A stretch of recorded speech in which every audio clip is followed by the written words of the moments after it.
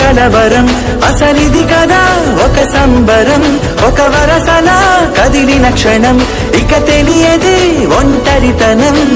ఎన్నాళ్ళ కోరారు కన్నోళ్ళిలా వస్తూనే పోయాయి కన్నీళ్ళిలా ఇల్లంతా మారింది సందళ్ళుగా మీరంతా ఉండాలి వందేళ్ళిలా మనవారే వెనకుంటే మరణాన్నే మరిచేలే మనసంతా వెలుగేన ఇక చీకటెళ్ళింది తెల్లారి నవ్వుతోనే